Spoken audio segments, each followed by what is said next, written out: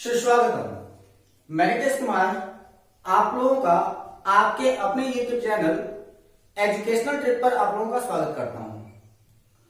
दोस्तों, आज हम लोग बात करने वाले हैं पढ़ाने की विधियों के बारे में कि आखिर प्रभावी रूप से पढ़ाते कैसे हैं और वहां पर कक्षा का नियंत्रण और कक्षा की विभिन्न प्रकार की विधियों के बारे में हम लोग बात करेंगे और वह विधियां होंगी आपके कक्षा शिक्षण अधिगम के अंतर्गत। ठीक है, जब हम कक्षा शिक्षण अधिगम की बात करते हैं तो जो आपकी पर्यावरण शिक्षा या फिर शिक्षा एक प्रक्रिया है। ठीक है, तो हम लोग बात करते हैं पर्यावरण की, हम लोग बात कर रहे हैं तो हम लोग क्या करेंगे कि पहली बात पर्यावरण शिक्षण एक प्रक्रिया है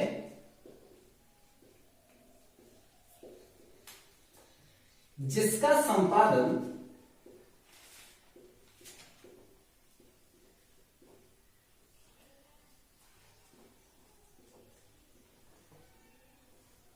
पर्यावरण शिक्षक करता है। ठीक है, तो पर्यावरण शिक्षण एक प्रक्रिया है जिसका संपादन कौन करता है? पर्यावरण शिक्षक करता है। और जब कभी भी कोई भी शिक्षक अपना प्रकरण प्रारंभ कर रहा हो तो उसके लिए सबसे मुख्य बात होता है कि शिक्षक को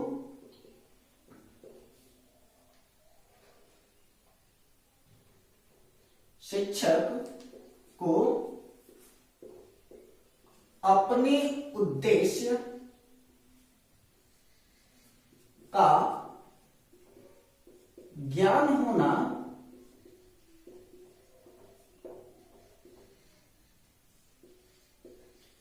आवश्यक है।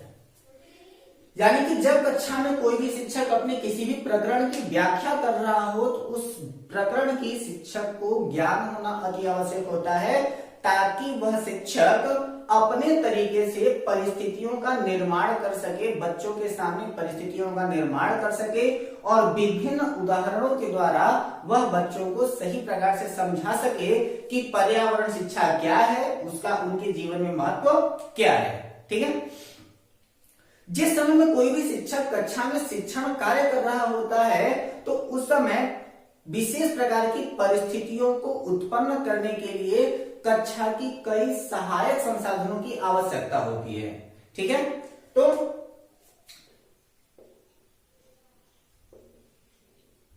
शिक्षक जब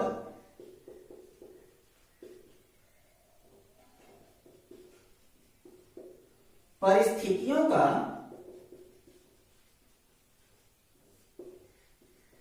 निर्माण करता है तब कई प्रकार की सहायक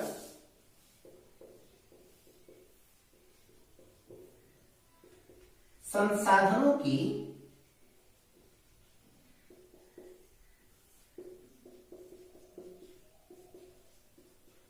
आवश्यकता होती है। ठीक है, तो जब शिक्षक अपने बच्चों के सामने परिस्थितियों का निर्माण कर रहा होता है तो उस समय जिन भी परिस्थितियों के लिए की जिसकी भी आवश्यकता होती है, जिन सहायक संसाधनों की आवश्यकता होती है, उसी के द्वारा कोई भी शिक्षक जो होगा वह परिस्थितियों का निर्माण करने में सक्षम होगा। ठीक है, अब यहां पर जो आपके सहायक संसाधन होते हैं उनको हम लोग कहते हैं श्रव्य सामग्री,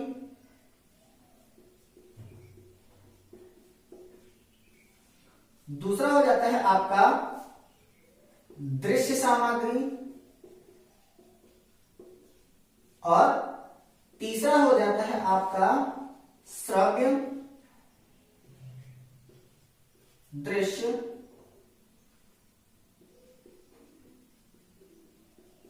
सामग्री। ठीक है, श्रव्य सामग्री के अंतर्गत वह होता है जिसे बच्चे जो होते हैं वो सुन सके। ठीक है, दृश्य सामग्री के लिए वह होता है जिसे बच्चे देख सकें और श्रव्य दृश्य सामग्री वह होता है जिसे देखना और सुनना दोनों संभव हो। ठीक है, तो जब कभी भी कोई भी अध्यापक अपनी परिस्थितियों का निर्माण करता है तो वह शिक्षण की विधा के लिए श्रव्य सामग्री, दृश्य सामग्री और श्रव्य दृश्य सामग्री का उपयोग करता है।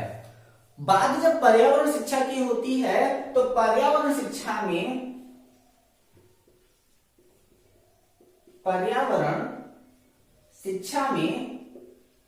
अन्य सहायक संसाधनों की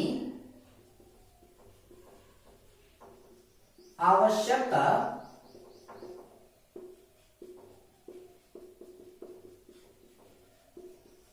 बहुत कम होती है। ठीक है,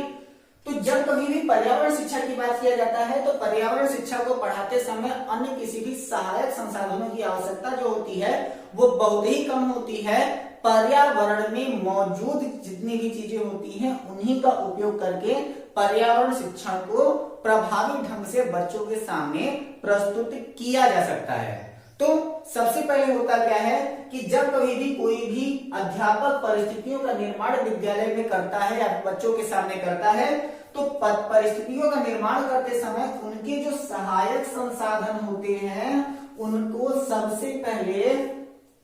जो उदाहरण होता है वह कोई भी शिक्षक विद्यालय के आसपास खोजता है।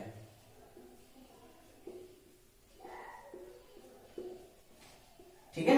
यानी कि जब कभी भी कोई भी शिक्षक पर्यावरण शिक्षण के लिए परिस्थितियों का निर्माण करता है तो सबसे पहले उसके उदाहरण जो होते हैं वह विद्यालय के आसपास ढूंढे जाते हैं। और अगर विद्यालय के आसपास वह उन सारी चीजों को नहीं ढूंढ पाता तब उसके बाद दूसरी चीज होती है स्थानीय भ्रमण। स्थानीय भ्रमण प्रश्न पूछा गया था कि कोई भी एक बच्चा है जिसे प्रदूषण के बारे में जानकारी देनी हो तो प्रदूषण के बारे में जानकारी देने के लिए निम्नलिखित में से कौन सी विधि सबसे ज्यादा उपयुक्त होगी। तो उसका उत्तर हो जाता है कि बच्चे को प्रदूषण के निकट ले जाकर के प्रदूषण के बारे में जानकारी देना। ठीक है, तो वहां पर हम लोग क्या करते हैं कि दृश्य सामग्री के रूप में हम लोग करते क्या है, जब विद्यालय के आसपास अगर प्रदूषण ना हो तो हमारे आसपास वह क्षेत्र जहां पर यह चीजें मिल सके, प्रदूषण मिल सके या फिर वह भौगोलिक तथ्य, वह ऐतिहासिक तथ्य जहां पर मिल सके, बच्चों को उन स्थानों का स्थानीय भ्रमण कराते हैं जिनमें स्थानीय भ्रमणों में चिड़ियाघर और संग्रहालय भी शामिल किए जाते हैं। चिड़ियाघर, संग्रहालय आदि का भ्रमण करते हैं। ठीक है, जिसमें चिड़ियाघर, संग्रहालय, अगर कुछ और नाम लेना हो तो हम लोग बात कर लेते हैं प्रदर्शनी की। ठीक है, तो स्थानीय भ्रमण करते हैं जिसमें चिड़ियाघर होते हैं, संग्रहालय होते हैं, प्रदर्शनियां होती हैं आदि का उपयोग किया जा सकता है। लेकिन अगर कभी भी मान लीजिए कि शिक्षण की कार्य की विधा को प्रारंभ करते समय, शिक्षण का कार्य करते समय अगर ये सारी चीजें भी आपके पास उपलब्ध ना हो सके तब ऐसी कंडीशन में क्या करते हैं, जैसे कि कभी कभी होता क्या है कि अगर आप शहरों में हैं तो वहां पर चिड़ियाघर या संग्रहालय आपको आसानी से तो मिल जाएंगे, लेकिन गांव की विद्यालयों के आसपास चिड़ियाघर या संग्रहालय उतनी आसानी से उपलब्ध नहीं मिल पाएंगे। तो उस समय में शिक्षण की विधा सुचारू रूप से चलती रहे उसका भी एक उपयोग किया गया, जिसमें होता क्या है कि उस समय बच्चों को दृश्य सामग्री के रूप में, दृश्य सामग्री के रूप में चलचित्र यानी कि डॉक्यूमेंट्री फिल्म्स का उपयोग करके बच्चों को क्या किया जा सकता है, पर्यावरण के बारे में शिक्षित किया जा सकता है, यानी कि पर्यावरण शिक्षण उनको आसानी से दिया जा सकता है। तो हमने क्या कहा पहले भी कि सबसे पहले जब पर्यावरण शिक्षण को आप सुचारू रूप से प्रारंभ कर रहे हो तो उसके उदाहरण सबसे पहले विद्यालय के आसपास ढूंढे जाते हैं। यदि वह विद्यालय के आसपास अगर आपको नहीं मिलते, तब उसके पास होता क्या है कि स्थानीय भ्रमण करते हैं, जिसमें चिड़ियाघर, प्रदर्शनी, संग्रहालय, भौगोलिक तथ्य, प्रदूषण के स्रोत आदि जो होते हैं वो उपलब्ध होते हैं। यदि ये सारी भी चीजें अगर उपलब्ध ना हो तो बच्चों को दृश्य सामग्री के रूप में हम लोग चलचित्र यानी कि डॉक्यूमेंट्री फिल्म्स का उपयोग करके बच्चों को हम शिक्षित कर सकते हैं। लेकिन जब बात आ जाती है आपके प्राथमिक स्तर पर पढ़ाने की, तो प्राथमिक स्तर पर पढ़ाने की जो विधियां होती हैं वो बड़ी ही मुख्य विधियां होती हैं, क्योंकि बच्चे जो होते हैं वो छोटे होते हैं। तो हम लोग बात कर लेते हैं क्या, प्राथमिक स्तर पर पढ़ाने की विधियां, यानी कि यदि बच्चा प्राथमिक स्तर का है तो उस समय प्राथमिक स्तर पर बच्चे को हम लोग किस प्रकार से पढ़ा सकते हैं, या फिर अपने कक्षा शिक्षण को कितनी आसानी से हम लोग प्रभावी ढंग से हम लोग उसको चला सकते हैं, इन सारी चीजों का विवरण हम लोग किसमें देते हैं, आपके प्राथमिक स्तर के पढ़ाने की विधियों के रूप में हम लोग करते हैं। तो यहां पर होता क्या है कि बच्चे छोटे हैं, वह ज्यादातर उनकी रुचि जो होती है वो खेलों की ओर ज्यादा होती है, तो उससे हम लोग करते क्या है कि बच्चों को खेल खेल में सिखाने का प्रयास करते हैं, या फिर किंडरगार्टन पद्धति का उपयोग करते हैं। इसका सीधा तात्पर्य यह है कि जिस प्रकरण की हम व्याख्या बच्चों के सामने कर रहे हो, तो प्राथमिक स्तर पर शिक्षण की पढ़ाने की सबसे ज्यादा सफल विधियों में यह है कि बच्चों का पहली बात प्रकरण से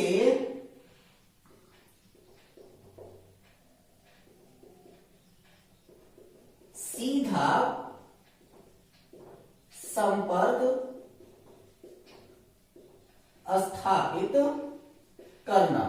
ठीक है, तो इसका मतलब क्या होता है, प्राथमिक स्तर पर पढ़ाने की विधियों में होता क्या है कि सबसे पहले प्रकरण से सीधा संपर्क स्थापित करेंगे। जब प्रकरण से सीधा संपर्क स्थापित हो तो प्रकरण से सीधा संपर्क स्थापित करने के लिए बच्चों को क्या करेंगे, तो दूसरी बात आ जाती है, स्थानीय क्षेत्रों का भ्रमण करेंगे। स्थानीय क्षेत्रों का भ्रमण करेंगे। और जब कभी भी किसी भी छात्र के साथ अगर अध्यापक अपने छात्रों के साथ स्थानीय क्षेत्रों का भ्रमण करता है, तो स्थानीय क्षेत्रों के भ्रमण करने में वहां पर कई प्रकार की चीजें आती हैं, यानी कि सबसे पहले होता है दृश्यावलोकन। दृश्यावलोकन, ठीक है, यानी कि वह करता क्या है कि जब कभी भी बच्चा उस क्षेत्र पर जाएगा तो वह सबसे पहले उस तथ्य को क्या करेगा, देखेगा, यानी कि उस जिन चीजों को वह देखा है तो उस दृश्य को वह करेगा क्या कि जब वो स्थानीय क्षेत्र का भ्रमण कर रहा है तो वह सबसे पहले उसका दृश्यावलोकन करेगा, यानी कि उस दृश्य को देखेगा। दृश्यावलोकन करने के पश्चात वह करेगा दूसरा कार्य, वह होगा तर्क। ठीक है, तो वह अपने अध्यापक से उस चीजों के बारे में क्या करेगा, तर्क करेगा, और तर्क करने के बाद वह तीसरा कार्य करेगा, सबसे पहले हुआ क्या कि उस चीज के बारे में जानने के लिए उसके अंदर आती है जिज्ञासा। ठीक है, जिसका उसने दृश्यावलोकन किया है उसी चीज के प्रति उसके अंदर क्या होती है, जिज्ञासा उत्पन्न होती है, और उसी जिज्ञासा के अनुरूप वह अपने अध्यापक से तर्क करता है, और उसी तर्क के आधार पर वह अपने अध्यापक से प्रश्न करता है, और अध्यापक जो होता है वह विभिन्न प्रश्नों का उत्तर दे करके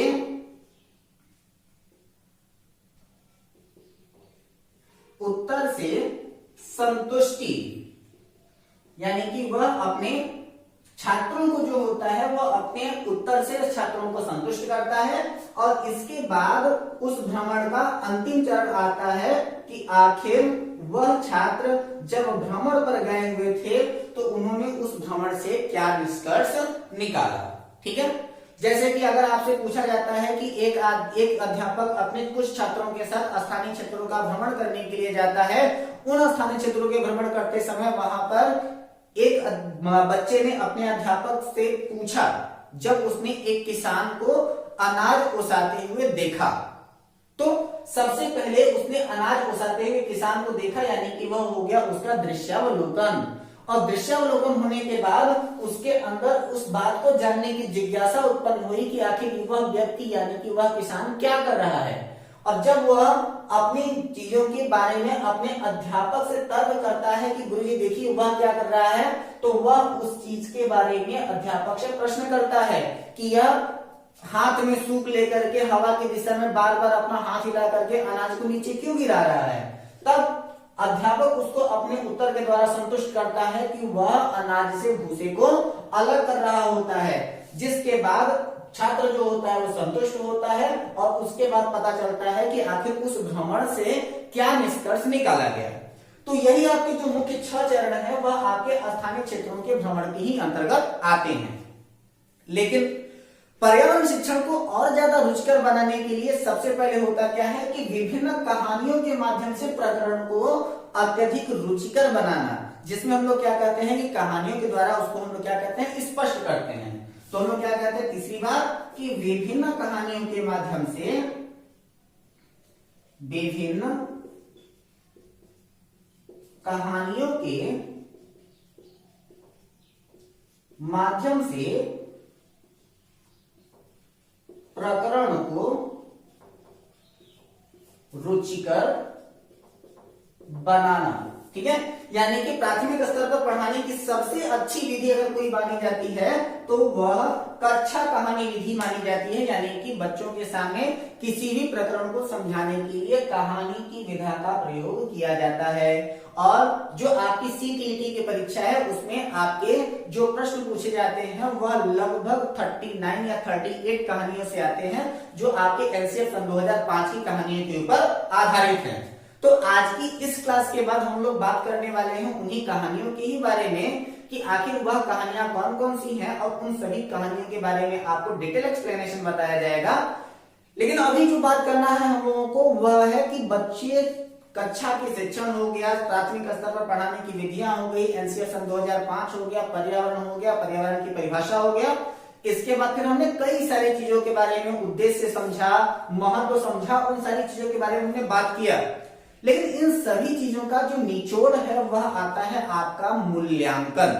कि जब कभी भी कोई भी अध्यापक अपने बच्चों को किसी भी चीज की शिक्षा प्रदान करता है तो वहां पर शिक्षा को प्रदान करते समय उन बच्चों का मूल्यांकन करना अति आवश्यक होता है कि जिस प्रकरण के बारे में, जिस कक्षा के प्रकरण के बारे में छात्रों को शिक्षा दी गई, छात्रों ने उस प्रकरण से कितना सीखा हुआ है। ठीक है, तो हमारा अगला टॉपिक हो जाता है क्या, इवेल्युएशन यानी कि मूल्यांकन।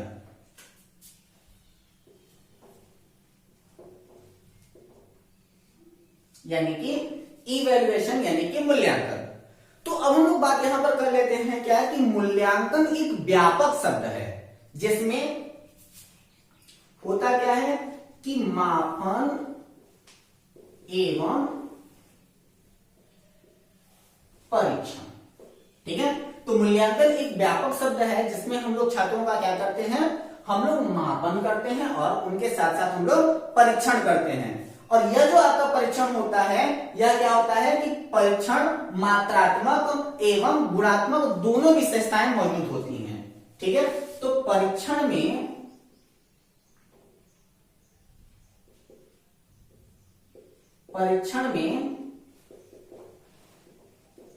मात्रात्मक एवं गुणात्मक दोनों विशेषताएं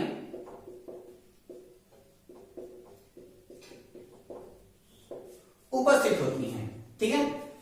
अब यहां पर जो आपका एनसीएफ 2005 है वह कहता क्या है कि प्राथमिक स्तर पर बच्चों के मूल्यांकन का सबसे अच्छा तरीका आकलन है। ठीक है, तो एनसीएफ 2005 के अनुसार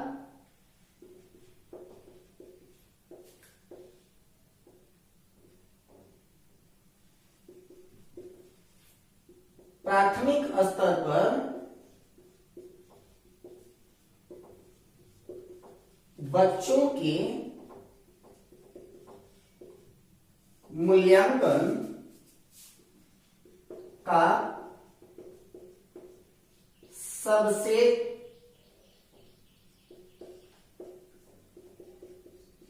अच्छा तरीका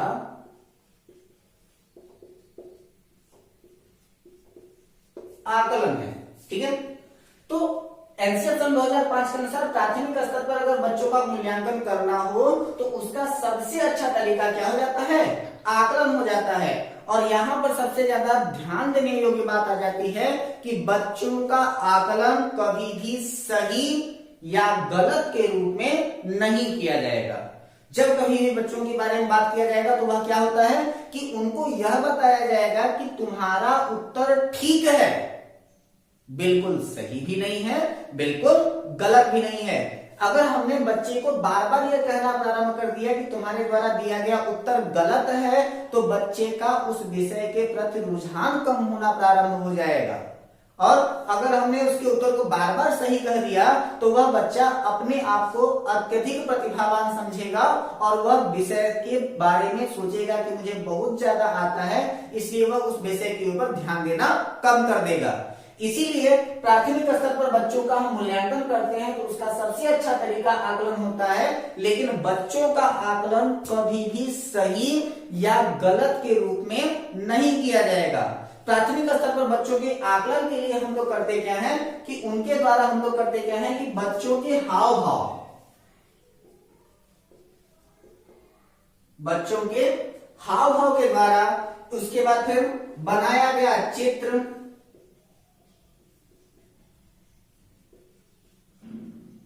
ठीक, यानी कि प्राथमिक स्तर पर मूल्यांकन के लिए हम लोग करेंगे क्या कि बच्चों के हाव भाव के द्वारा, उनके द्वारा बनाया गया चित्र, उनके द्वारा लिखा गया लेख, उनके द्वारा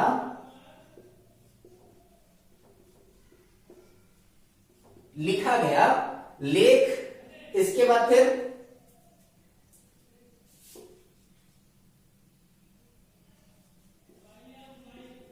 रिपोर्ट के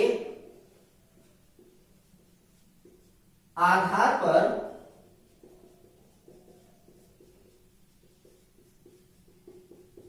बताई गई बात,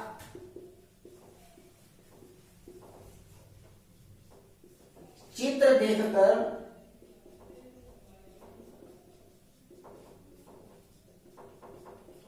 बताई गई बात, ठीक है, चित्र देख करके बताई गई बात आदि के आधार पर हम लोग करते हैं, जिसमें बच्चों के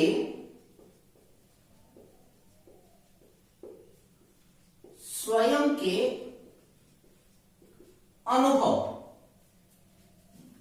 की अभिव्यक्ति, ठीक है, स्वयं के अनुभव की अभिव्यक्ति का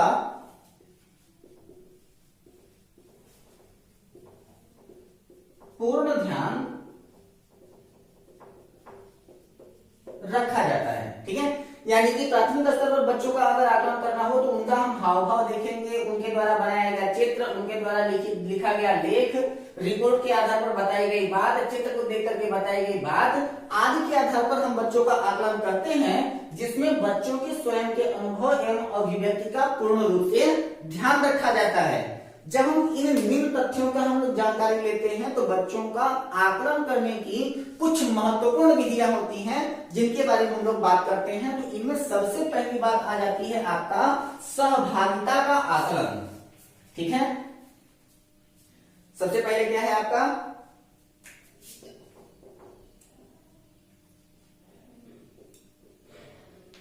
सहभागिता का आकलन। ठीक है, इस आकलन के द्वारा शिक्षक बच्चों के द्वारा ली गई जिम्मेदारी और उसके द्वारा किया गया पहल तथा एक साथ मिलकर के किए गए कार्य के आधार पर करेगा। यानी कि बच्चे एक साथ मिलकर के किस प्रकार से कार्य करते हैं, उन सभी कार्यों के आधार पर वह करता क्या है, उनकी विवेचना करता है कि बच्चा किस प्रकार से एक साथ मिलकर के कार्य को कर रहा है या फिर किस प्रकार से किसी कार्य की जिम्मेदारी अपने ऊपर ले रहा है, उसके आधार पर वह सहभागिता का आकलन करेगा। इसके बाद दूसरी बात आती है संवेदना का आकलन।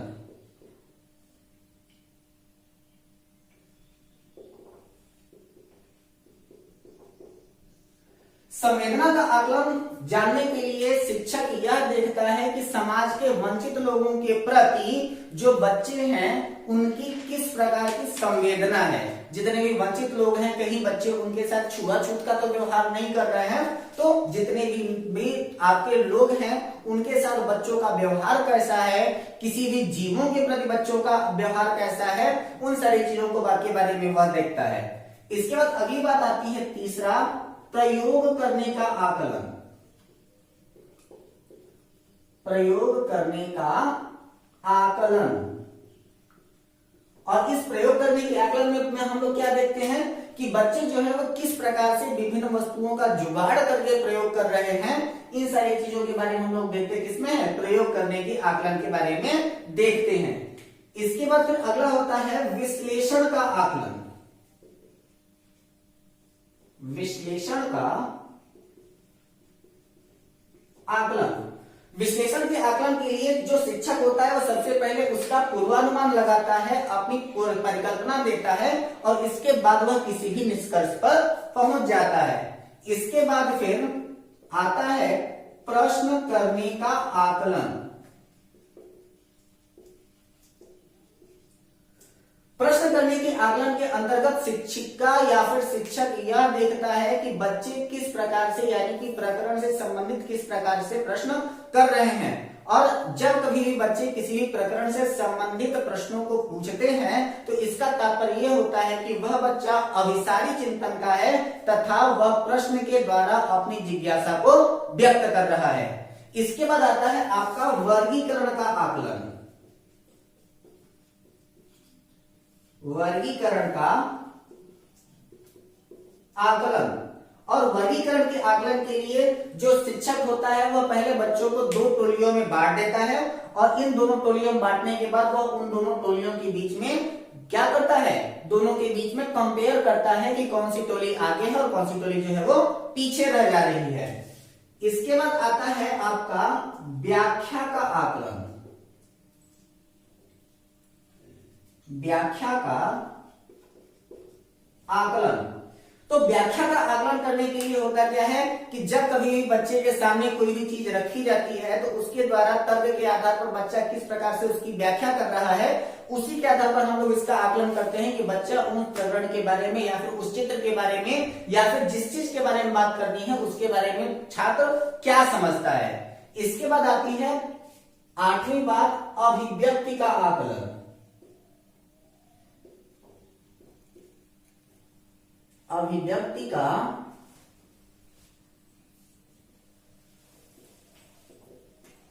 आकलन। और अभिव्यक्ति करने के आकलन के लिए क्या किया जाता है कि सबसे पहले बच्चों के द्वारा लिखा गया लेख, इसके बाद उसके द्वारा बनाया गया चित्र, चित्र के द्वारा बताई गई बात और उसके हाव भाव के आधार पर हम लोग उसके अभिव्यक्ति का आकलन कर सकते हैं। और इसके बाद फिर नौवीं बात होती है चर्चा का आकलन।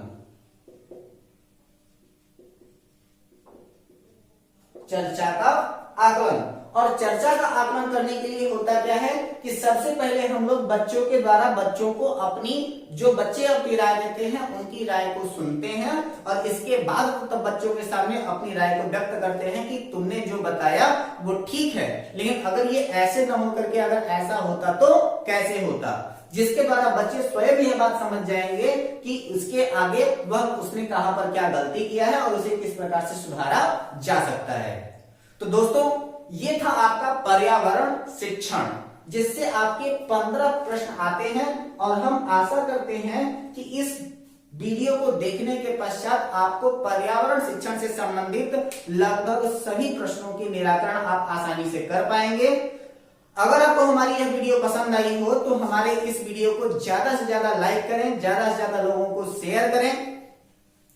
तथा अपनी राय हमारे कमेंट बॉक्स में जरूर दें। यदि आप हमारे इस चैनल पर नए हैं तो हमारे चैनल को सब्सक्राइब करके बेल आइकन दबाना ना भूलें। और सबसे विशेष बात कि घर पे रहें, हंसते रहें, मुस्कुराते रहें, अपनी तैयारियों पर लगे रहें और साथ ही साथ अपना ख्याल रखें। तब तक के लिए नमस्कार।